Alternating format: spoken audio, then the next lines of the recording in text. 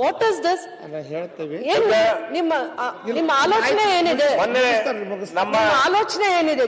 Time limit ಕೊಡಿ. ನೀವು ಎಲ್ಲಾನು ಇಂಪಾರ್ಟೆಂಟ್ ಅಲ್ವಾ? ಉತ್ತರ ಕರ್ನಾಟಕ ಬಗ್ಗೆ ಮಾತಾಡ್ತಾ ಇದ್ದೆ, ದಯಮಾಡಿ ಅವಕಾಶ ಕೊಡಿ, ಮಾತಾಡಕ್ಕೆ ಅವಕಾಶ ಕೊಡಿ. ನಾನು ನೀವು ಮಾತಾಡೋ ವಿಚಾರದಲ್ಲಿ ನಂದೇನು ಅಭ್ಯಂತರ ಇಲ್ಲ. ಮಾತಾಡೋ ವಿಚಾರದಲ್ಲಿ ನಂದೇನು ಅಭ್ಯಂತರ ಇಲ್ಲ.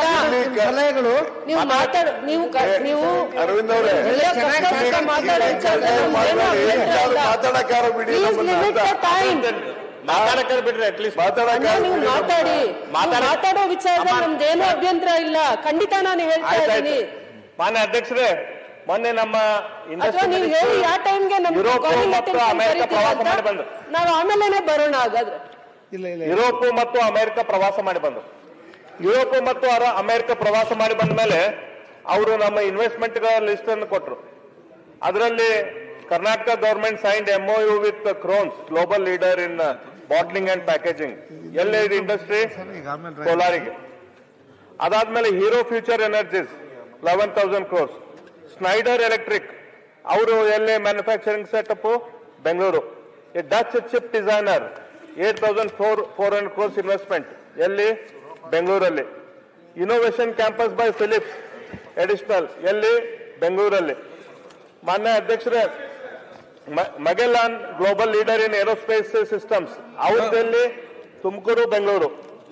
ಅದೇ ರೀತಿ US ಶೆವ್ರಾನ್ ಕಂಪ್ನಿ ಅದು ಇನ್ವೆಸ್ಟ್ಮೆಂಟ್ ಅಲ್ಲಿ ಮಾಡ್ತಾ ಇದ್ದಾರೆ ಬೆಂಗಳೂರಲ್ಲಿ. ಒಂದು ನಿಮಿಷ, ಏನು ಕ್ವಶನ್ ಅವರ್ ಮತ್ತೆ ಕಾಲಿಂಗ್ ಅಟೆನ್ಷನ್ ಒಂದಿದೆ. ಇಬ್ರು ಆದಷ್ಟು ಬಹಳ ಮಾಹಿತಿಯಲ್ಲಿ ಇದೆ, ಆದಷ್ಟು ಫಾಸ್ಟ್ ಆಗಲಿ.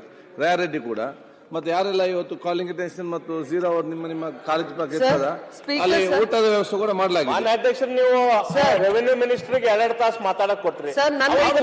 ಕೊಡುದಲ್ಲ ನನ್ನ ರಿಕ್ವೆಸ್ಟ್, ನೀವು ಅವರಿಗೆ ಅವಕಾಶ ಕೊಟ್ರೆ 2 hours, then you first start the question hour or the calling attention. ಹೇಗೆ sir, you will take around 11 o'clock or 12 o'clock. Revenue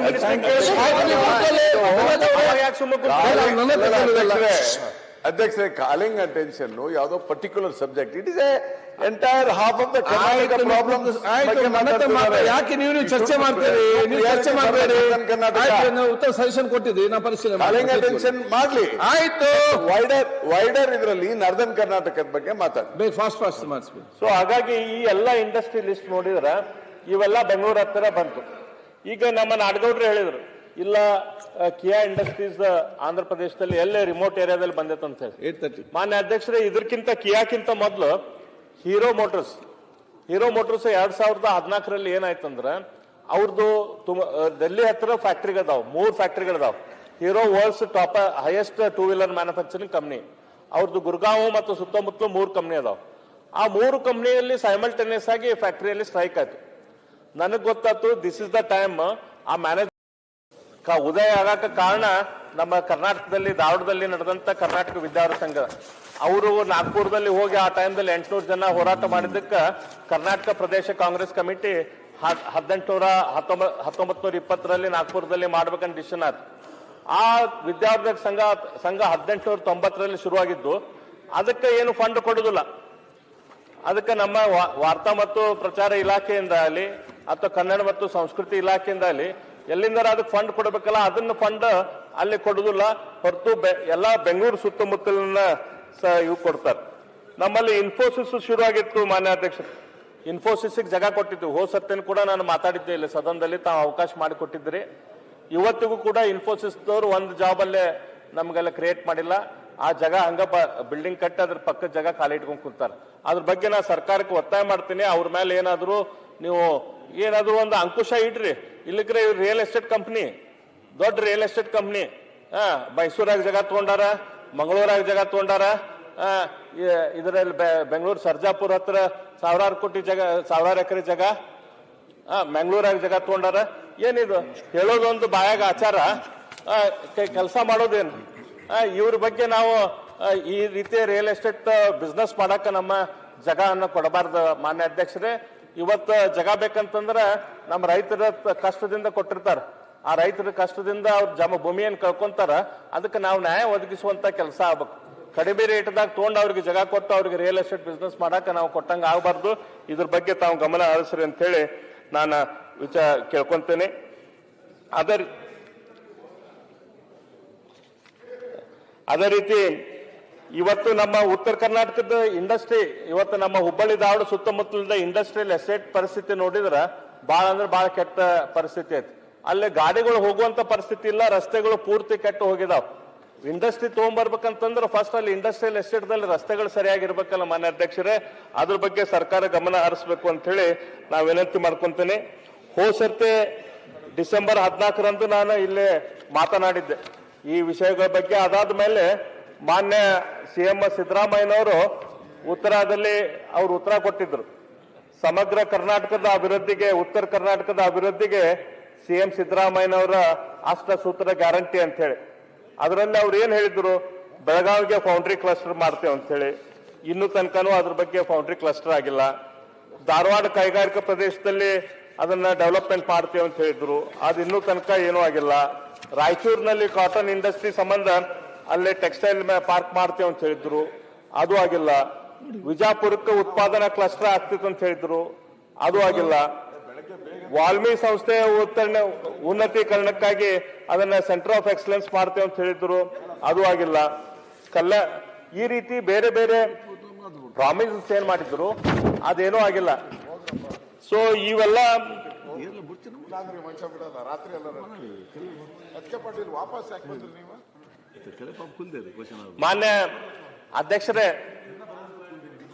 ಮಾನ್ಯ ಅಧ್ಯಕ್ಷರೇ, ನಾನು ನಿಮಗೊಂದು ಪತ್ರ ಬರೆದಿದ್ದೆ ಒಂದು 3 ತಿಂಗಳಿಂದ. ಅಧ್ಯಕ್ಷ ದಯವಿಟ್ಟು ಮಾನ್ಯ ಅಧ್ಯಕ್ಷರೇ, ನಾ ಮುಗಿಸ್ತೇನೆ ಅಧ್ಯಕ್ಷ. ಮಾನ್ಯ ಒಂದು 3 ನಿಮಿಷ ಮುಗಿಸ್ತೇನೆ ನಾನು, 2-3 ನಿಮಿಷ. ಮಾನ್ಯ ಅಧ್ಯಕ್ಷರೇ, ತುಂಬಾ ಲೇಟ್ ಆದ್ರೆ ಊಟ ಹೇಳ್ಬಿಟ್ರೆ ಒಳ್ಳೇದು.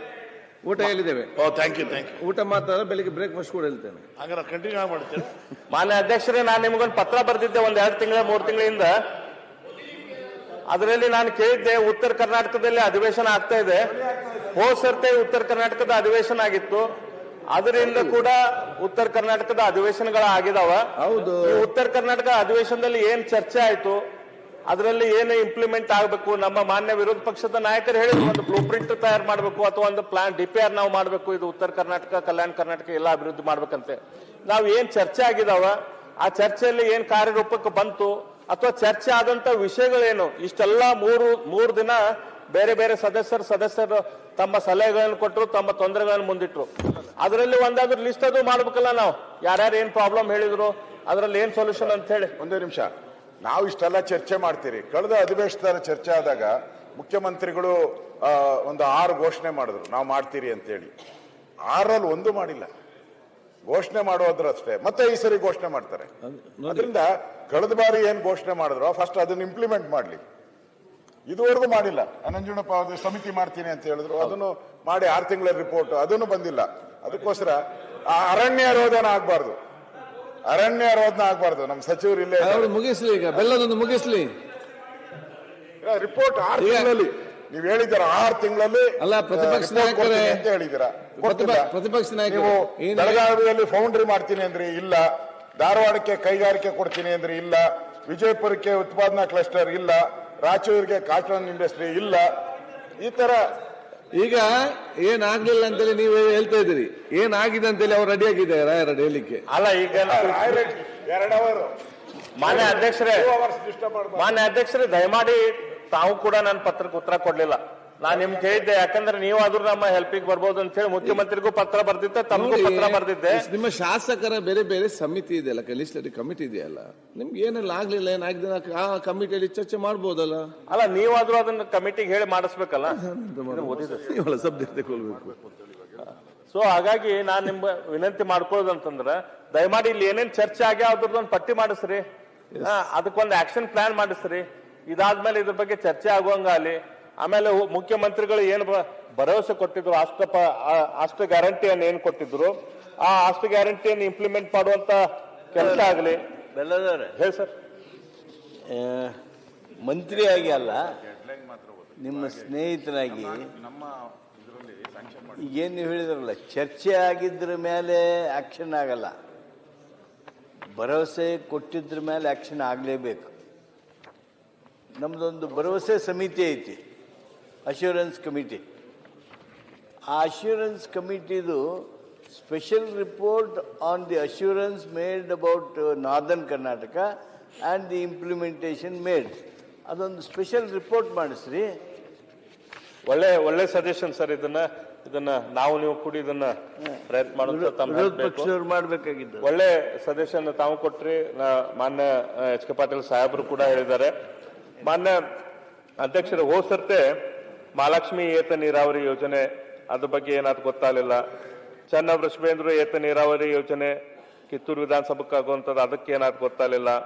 ಅರಬಾವಿ ಕ್ಷೇತ್ರದ 20 ಕೆರೆಗಳ ನೀರು ತುಂಬೋ ಯೋಜನೆ, ಇದರದ್ದು ಡೆವಲಪ್ಮೆಂಟ್ ಏನಾಗಿದೆ ಗೊತ್ತಾಗಿಲ್ಲ. ಸತ್ತಿಗೆರೆ ಏತ ನೀರಾವರಿ ಯೋಜನೆ, ಅದ್ರ ಡೆವಲಪ್ಮೆಂಟ್ ಗೊತ್ತಾಗಿಲ್ಲ. ಬೀದರ್ ಜಿಲ್ಲೆಯ ಔರಾದದ 36 ಕೆರೆ ತುಂಬೋ ಯೋಜನೆ ಏನಾಗಿದೆ ಗೊತ್ತಾಗಿಲ್ಲ. ಮೇಕರ್ ಏತ ನೀರಾವರಿ ಯೋಜನೆ ಗೊತ್ತಿಲ್ಲ. ಅಮೃತ ಸರೋವರ ನಿರ್ವಹಣಾ ಗೊತ್ತಿಲ್ಲ.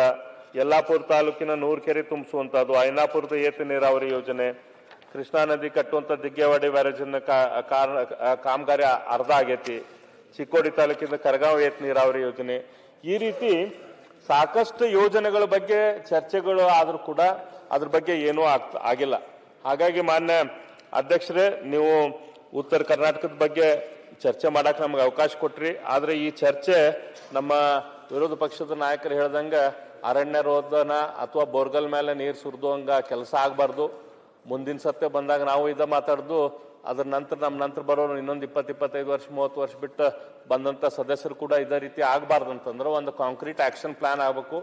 ಆ ಆಕ್ಷನ್ ಪ್ಲಾನ್ ಆಗಾಕ ತಾವು ಕೂಡ ನಮ್ಮ ಎಲ್ಲ ಸದಸ್ಯರ ಪರವಾಗಿ ಸರ್ಕಾರದ ಮೇಲೆ ಅದಕ್ಕೆ ಡೈರೆಕ್ಷನ್ ಕೊಡುವಂತ ಕೆಲಸ ತಮ್ಮಿಂದ ಆಗಲಿ ಅಂತೇಳಿ ಈ ಸಂದರ್ಭದಲ್ಲಿ ಹೇಳಿ, ಲೇಟ್ ಆದ್ರೂ ಅಡ್ಡಿಲ್ಲ, ಮಾತಾಡಕ ಇದ್ರ ಬಗ್ಗೆ ಅವಕಾಶ ಕೊಟ್ಟಿದ್ದಕ್ಕೆ, ಮತ್ತೆ ಇದನ್ನ ಕನ್ಕ್ಲೂಡ್ ಮಾಡಕ ನಮ್ಮ ಮಾನ್ಯ ನಮ್ಮ ವಿರೋಧ ಪಕ್ಷ ಧುರೀಣರು ಹೇಳಿದ್ರಿ, ಅವರು ಆಕ್ಚುಲಿ ಕನ್ಕ್ಲೂಡ್ ಮಾಡ್ಬೇಕಿತ್ತು ವಿರೋಧ ಪಕ್ಷ ಧುರೀಣರಾಗಿ. ಆದ್ರೆ ಇಲ್ಲ, ಉತ್ತರ ಕರ್ನಾಟಕದವರಾದ ನೀವು ಮಾಡ್ರಿ ಅಂತ ಕನ್ಕ್ಲೂಡ್ ಮಾಡಕ್ ನನಗೆ ಅವಕಾಶ ಕೊಟ್ಟಿದ್ದಕ್ಕೆ ಅವ್ರಿಗೂ ಕೂಡ ನಾನು ವಂದನೆಗಳನ್ನು ಹೇಳಿ ನನ್ನ ಮಾತು ಮುಗಿಸ್ತೇನೆ. ರೆಡ್ಡಿ ಅವರೇ,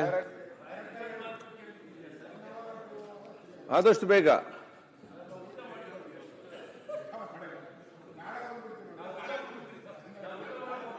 ಯಾಕಂದ್ರೆ ಅಧ್ಯಕ್ಷರೇ, ಯಾರೋ ನಮ್ಮ ಹಾನರಬಲ್ ಮೆಂಬರ್ಸ್ ಏನ್ ಹೇಳ್ತಿದ್ದಾರೆ, ನಾಳೆ ಬೆಳಿಗ್ಗೆ ಮಾತಾಡಿದ್ರೆ out of question just I am appealing, ನಾಳೆ ಅಪೀಲಿಂಗ್ ಏನೋ ಇಲ್ಲ ನೋ ಚಾನ್ಸ್ ಅಲ್ಲ.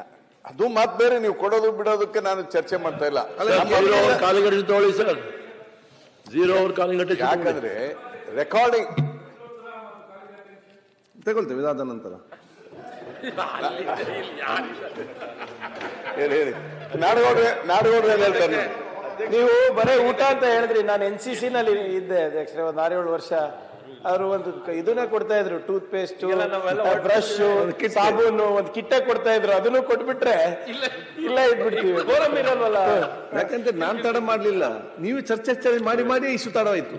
ಈಗ 60 ಟೆನ್ಷನ್ ಹಾಕಿದ್ರೆ ಕೋರಂ ಇಲ್ಲ ಏನ್ ಮಾಡ್ತೀರಾ? ನೋಡೋದಕ್ಕೆ ಎಲ್ಲ ರೋಗಕ್ಕೆ ಮದ್ದಿದೆ, ಇದಕ್ಕೊಂದು ಸೊಲ್ಯೂಷನ್ ಇದೆ. ಈಗ ಅವ್ರು ಮಾತಾಡ್ಲಿಕ್ಕ ಸ್ಟಾರ್ಟಿಂಗ್ ನೀವು ಅಡಚಣೆ ಮಾಡಬೇಡಿ ಅವ್ರಿಗೆ, ರಾಯರೆಡ್ಡಿ ಅವರಿಗೆ. ಹಲೋ, ಉತ್ತರ ಕರ್ನಾಟಕಕ್ಕೆ ಸಂಬಂಧಪಟ್ಟ ಭಾಷಣವನ್ನ ಕಳೆದ 20 ವರ್ಷದಿಂದ ಮಾಡ್ತಾ ಇದ್ದೀರಾ. ಅದಕ್ಕೆ ಬೆಳಗ್ಗೆ ಮಾಡಿದ್ರೆ ಫ್ರೆಶ್ ಆಗಿ ನಿಜವಾಗೂ ಅದಕ್ಕೊಂದು ಅರ್ಥ ಸಿಗುತ್ತೆ. ನೀವು ಪಾರ್ಲಿಮೆಂಟ್ ನೋಡಿದವರು, MLA ನೋಡಿದವರು, ಮಂತ್ರಿ ಆದವರು, ಎಲ್ಲ ಆದವರು ನಿಮ್ಗೊಂದು ಗೌರವ ಕೊಡಬೇಕು. ಅಡ್ವೈಸರ್ ಆಗಿದವರು ಬೆಳಗ್ಗೆ ಮಾತಾಡಿ. ಇಲ್ಲ, ನಾನು ಅದಕ್ಕೆ ಇಲ್ಲ ಬೆಳಿಗ್ಗೆ ಪ್ರಶ್ನೆ ಇಲ್ಲ. ಅಲ್ಲ, ಅಧ್ಯಕ್ಷರ ಮುಖಾಂತರ ವಿರೋಧ ಪಕ್ಷದ ನಾಯಕರು ಇಲ್ಲಿ ಕೇಳ್ರಿ, ರಾಯರೆಡ್ಡಿ ಅವರು ಫೈನಾನ್ಷಿಯಲ್ ಅಡ್ವೈಸರ್ ಟು CM ಇದ್ದಾರೆ. ಅವ್ರು ಹೇಳಿದಂತದಕ್ಕೆ ಉತ್ತರ ಕೊಡ್ತಾರೋ ಅಥವಾ ಸಮಸ್ಯೆಗಳ ಬಗ್ಗೆ ಚರ್ಚೆ ಮಾಡ್ತಾರೋ ಗೊತ್ತಾಗ್ತಾ ಇಲ್ಲ ನಮಗೆ. ಸಮಸ್ಯೆ ಬಗ್ಗೆ ಚರ್ಚೆ ಆದ್ರೆ ಮಾತಾಡಲಿ, ಉತ್ತರ ಮುಖ್ಯಮಂತ್ರಿ ನಾಳೆ ಕೊಡ್ತಾರೆ. ಹೇಗೆ is holding a cabinet status. ನೀವೆಲ್ಲವ್ರು ಮಾತಾಡೋದು ಬೇಡ ಅಂತ ಹೇಳಿದ. ಡಬಲ್ ಆಕ್ಟಿಂಗ್ ಮಾತಾಡೋದು ಬೇಡ ಅಂತ ನಿಮ್ಮ ಅಭಿಪ್ರಾಯ? ಅವ್ರು ಹೇಳೋದ್ರಲ್ಲಿ, ನಾಡಗೌಡ್ರು ಹೇಳೋದ್ರಲ್ಲಿ ಸತ್ಯ ಇದೆ. ಆಸ್ ಎ MLA ಅರವಿಂದ್ ಅವ್ರು ಮಾತಾಡ್ದಂಗೆ ನಾನು ಮಾತಾಡ್ಲಿಕ್ಕೆ ಆಗಲ್ಲ, ಅಥವಾ ಪ್ರಿಯಾಂಕಾ ಖರ್ಗೆ ಅಥವಾ HK ಪಾಟೀಲ್ ರಿಪ್ಲೈ ಮಾಡ್ದಂಗೆ ನಾನು ಮಾಡಕ್ಕಾಗಲ್ಲ. My position is very delicate and very tricky. ಅದು ಸತ್ಯ, is a truth is shocking. ಅದಕ್ಕೆ ನೋಡಿ, ನಾಳೆ ಬೆಳಗ್ಗೆ ಮಾತಾಡ್ತೀನಿ. ಆದ್ರೂ ಕೂಡ ನಡಲಿಕ್ಕಿಲ್ಲ, ನಾಳೆ ಸಾಧ್ಯನೇ ಇಲ್ಲ. ಬೇರೆ ಯಾರು ಸದಸ್ಯರು ಮಾತಾಡ್ತಾರೆ ಅಂದ್ರೆ ಉತ್ತರ ಕರ್ನಾಟಕ ಮಾಡಿಬೇಕಾದ್ರೆ ನಾನು ಬೆಳಗ್ಗೆ ಮಾತಾಡ್ತೀನಿ. ಇಲ್ಲ ಸರಿ ಆಯ್ತು. ಇಲ್ಲ ಮಾತಾಡಿ. ಓಕೆ. ಸನ್ಮಾನ್ಯ ಅಧ್ಯಕ್ಷರೇ, ಉತ್ತರ ಕರ್ನಾಟಕದ ವಿಷಯದ ಬಗ್ಗೆ ಅವ್ರು ಇವತ್ತು ಬೆಳಿಗ್ಗೆ ಮಾತ್ರ 9 ಗಂಟೆ, ರಾತ್ರಿ 9 ಗಂಟೆ ಸಿಕ್ಕಿದೆ ಅವರಿಗೆ. ಉತ್ತರ ಕರ್ನಾಟಕದ ವಿಚಾರಗಳ ಬಗ್ಗೆ ಮಾತನಾಡಕ್ಕೆ ಅವಕಾಶ ಕೊಟ್ಟಿದ್ದೀರಿ, ಧನ್ಯವಾದಗಳು. ನಮ್ಮ ಹಿರಿಯ ಸದಸ್ಯರಾದಂಥ ನಾಡಗೌಡರು ಹೇಳಿದ ಹಾಗೆ it's A difficult for me. Problem ಅನ್ನು ಹೇಳ್ಕೋಬೇಕು, ಯಾರಿಗೆ ಹೇಳ್ಬೇಕು, ಆಮೇಲೆ ರಿಪ್ಲೈನು ಕೂಡ ಇಂಥ ಪರಿಸ್ಥಿತಿಯಲ್ಲಿ ಕೆಲವು ಸಲಹೆಗಳನ್ನ ಕೊಡ್ತೇನೆ. ಏನ್ರಿ, I am giving certain suggestions Ashok ಅವರೇ. ಅದಕ್ಕೇನೆ ಇವರ ಸಲಹೆನ ನಾನು ತೆಗೆದುಕೊಂಡೆ.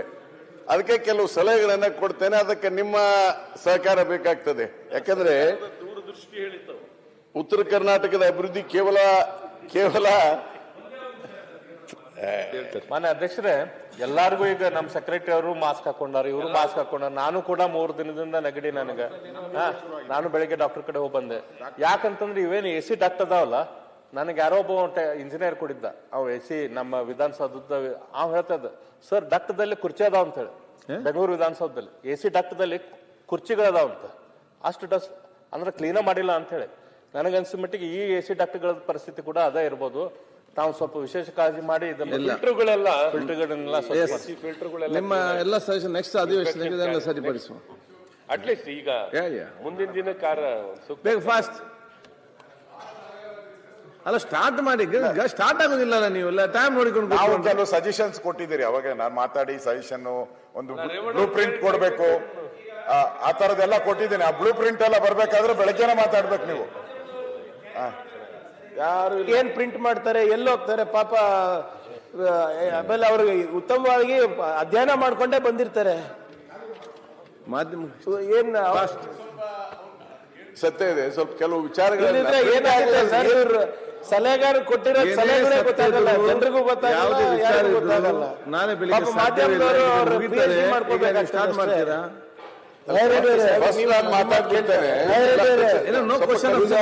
ಇಲ್ಲ ಸಭಾಧ್ಯಕ್ಷ, ಉತ್ತರ ಕರ್ನಾಟಕದ ಪ್ರಮುಖ ಲೀಡರು ರಾಯರೆಡ್ಡಿ ಅವರದು ಕೆಲವು ಬೆಳಕು ಚೆಲ್ಲಬೇಕಾಗುತ್ತೆ. ದಯಮಾಡಿ ಬೆಳಗ್ಗೆ ಅವಕಾಶ ಕೊಡಿ.